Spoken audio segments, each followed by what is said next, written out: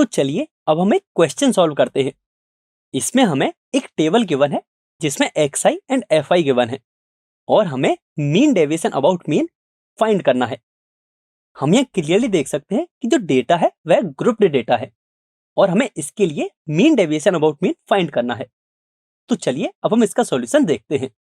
Grouped data के लिए mean deviation about mean का हम ये फॉर्मूला ऑलरेडी पढ़ चुके हैं। अब यदि हम इस फॉर्मूले में देखें तो हमें सबसे पहले x बार यानी कि गिवन डेटा के लिए मीन फाइंड करना है। मीन के लिए हम यह फॉर्मूला भी सीख चुके हैं। इसके लिए हम सबसे पहले गिवन डेटा को कुछ इस फॉर्म में लिखते हैं। अब यदि आप फॉर्मूले में देखोगे तो सबसे पहले हमें fi इंटू xi का समेशन फाइंड करना है। तो इसके लिए हमें xi एंड fi का मल्टीप्लाई करना होगा जिससे कि fi इंटू xi कुछ इस तरह का मिलेगा। एंड इसके बाद यदि हम कैपिटल N की बात करें तो यह सम ऑफ फ्रीक्वेंसीज के इक्वल होता है। जब हम फ्रीक्वेंसीज का सम करेंगे तो कैपिटल N की वैल्यू हमें 80 मिलेगी and summation fi into xi मिलेगा 4000।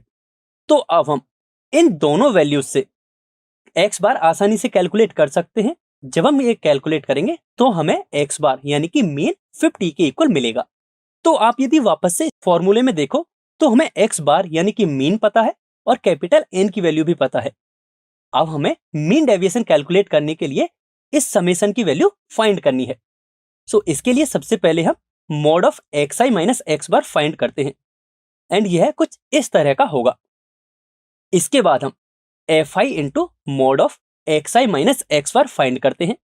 इसके लिए हम fi का mod of xi minus x बार में मल्टीप्लाई करेंगे जिससे कि हमें fi into mod of xi minus x बार कुछ इस तरह का मिलेगा। अब फॉर्मूले के लिए हमें fi into mod of xi minus x बार का समेशन फाइंड करना है जो कि हमें 1280 के इक्वल मिलेगा।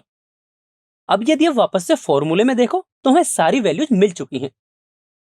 जब हम summation fi and summation fi into mod of xi minus x बार की वैल्यू को फॉर्मूले में पुट करेंगे तो मीन डेविएशन अबाउट मीन कुछ इस तरह का मिलेगा जिसे सॉल्व करने पर हमें फाइनल आंसर मिलेगा 16।